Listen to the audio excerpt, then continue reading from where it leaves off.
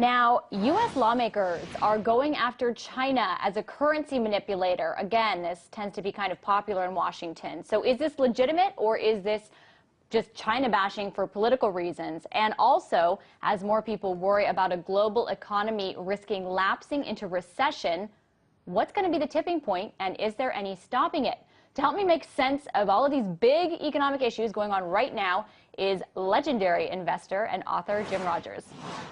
Hi, Jim. Thanks so much for being on the show. Hello, Lauren. Nice to see you. All the way from Singapore, early in the morning for you.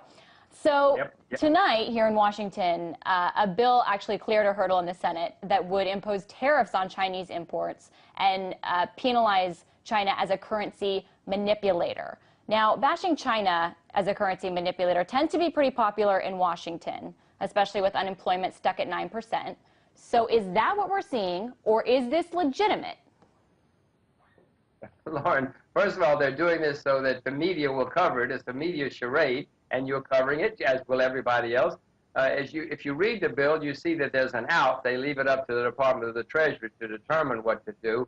But, Lauren, this could be terribly, terribly dangerous if we turn into a trade war. We had a trade war in the 1930s. It led to the Great Depression. We already have small signs of trade wars breaking out, Brazil, France, other places, now America. This could be very dangerous in the end. Okay, Jim, I want to get back to this serious stuff, but are you saying that basically I'm a sucker? No, I'm not saying you're a sucker. 535 people in Congress who paid a lot of money and have huge staffs pull this off. They do this, and they give it to you. No, of course it's serious. Lauren, if it turns into a trade war, it is the most momentous thing of 2011. Trade wars always lead to wars. Nobody wins trade wars, except, generals wind up fighting the physical wars when this happens. No, this is very dangerous. So, no, you're right to cover it. The problem is Congress is making themselves look good when, in fact, they may be having a problem. Now, to China, and are they manipulating? China certainly has set its currency at an artificial rate. But to their defense, they have been opening it up for 6 years now. Nearly every quarter, they do more and more to make the currency more internationally tradable, and it does find its own level. Would I do it the way China's doing it? No, I would do it this afternoon. I would do it right now. I'd make the currency completely free-floating.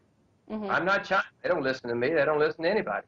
They don't listen to you, Jim? No, I know that. I mean, their currency has risen, I think, what, 30% since 2005? So my question for you, you're talking about a trade war. What would happen in order for that to happen? Well, if America does put on tariffs onto the Chinese have various weapons at their disposal. They could stop buying American government bonds. They could sell American government bonds. If they did that, interest rates in America would go through the roof. The value of the U.S. dollar would go down a lot, perhaps a lot, or at least a little. Now, this would not be good for anybody, including for China. But what happens, Laura, whenever people get slapped in the face, they always think they have to slap back. Yeah, well, along with what you're saying with the U.S. dollar, that's something that people have been saying for a while, that the U.S. dollar is going to be hit with all of this bad economic news and in any number of scenarios, but that hasn't happened. Why is that? Well, to full disclosure, I own the U.S. dollar. I've talked on your network before that I own the U.S. dollar. One reason it hasn't is because, first of all, there were so many people who sold the dollar that all of a sudden people find themselves too short the dollars, and they got to bring some of them back in. Second, there's chaos in the rest of the world, too, and many people, wrongly in my view, wrongly flee to the U.S. dollar as a safe haven. I own it. I don't own it as a safe haven. I own it because I just assume everybody else is going to run there. It could go much higher for a while. So you own it because you think everybody else is dumb? I don't know that they're dumb. That's your word. You're a good reporter, I'm sure.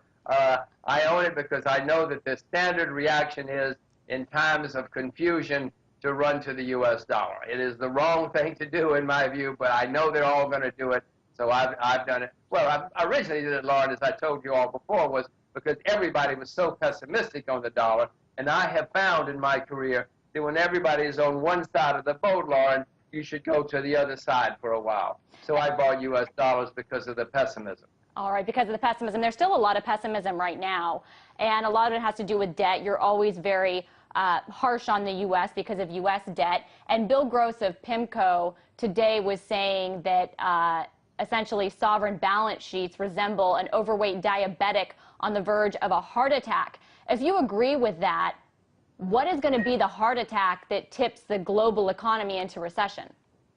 Well, I certainly hope you agree with it too, Lauren, because the facts show that there's a very, very serious problem. The U.S. is the worst. We're the largest debtor nation in the history of the world, but many European nations have the problem. The world has run up huge, huge debts in the past 40 or 50 years. We're going to have to pay the piper, and we're paying them now. Bill happens to be exactly right. The world's got some serious, serious problems facing it, and I don't know how it's going. I know how it should be resolved, but I'm afraid it's not going to be resolved without more pain and more suffering. So what do you think would be the tipping point with those sovereign balance sheets that are diabetics on the verge of a heart attack? Which country? Oh, which country? I wish I were that smart. You should watch RTTV. You'll figure out which ones will go first. I'm not smart enough. I know that there are lots of them. I have sold short stocks in the U.S. and in Europe and in emerging markets. So whichever one goes first, I hope I will save myself. Do you think it would be Europe or the U.S.? Well, it's more likely to be in Europe just because they're right there with a lot of attention on them right now. But as I said before, the U.S. is in worse shape. The U.S. as a whole is the largest debtor nation in history, and we have a lot of independent states, Illinois, California, New York, to name a few, which are in very dire straits, just like Greece and Portugal and Ireland. So all of us in the West have serious problems.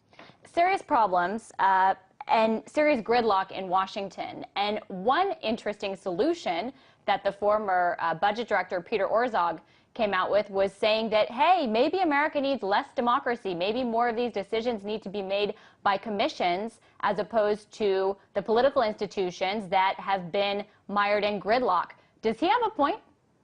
I don't know why he thinks that government by committee is going to be any better than government by Congress. No, committees never work. I mean, if you're going to take it to the extreme, what you need is a man on a white horse who will come in and say, okay, enough of this mess, and start over. I'm not advocating that. I'm not advocating that at all. I'm just suggesting that it has happened throughout history when things get really bad. But I don't see that a committee, we've appointed a committee, Lord. They appointed a committee of 6 politicians. Now, when I say that, I laugh because 6 politicians is not going to be any better than 535 politicians. Mm-hmm. But when it comes to economic decisions, might it be better if America had a little less democracy? I know that's not popular to say, but a lot of people said that during the financial crisis that China did better because it could just make more decisions without this political process. Well, you always have the danger, Lord, that they make the wrong decisions. It so happened that China mainly made the right decision in the past 30 years. Singapore, where I live, has made brilliant decisions for 40 years. But suppose you have guys making the wrong decisions. Then it's disaster. Then it's North Korea. Then it's Cuba. I don't want to live in Cuba. I don't want to live in North Korea where the decisions have been even worse. You need an someone with enlightenment who can see the problems and do it. Unfortunately, we don't have many of those people in Washington, D.C. anymore. So you're saying that you would not trust anybody in the U.S. to make the right decisions? I don't trust many politicians anywhere, Lauren. If I haven't made myself clear, let me say again. A pox on all of their houses. Most politicians are more worried about the next election than anything else. Lauren, the studies show that the good politicians, at least in the U.S., were people who were very good at playground when they were in school. Well, that's who we now have running things. They're good at playground, but they're not good at figuring out how to solve real problems. Yeah, they're not real good at agreeing on anything either. But Jim, you and I agreed on a couple things, and hopefully that I'm not a sucker for covering the China story. But I so appreciate you being on the show. As always, it's a pleasure. That was author and investor Jim Rogers.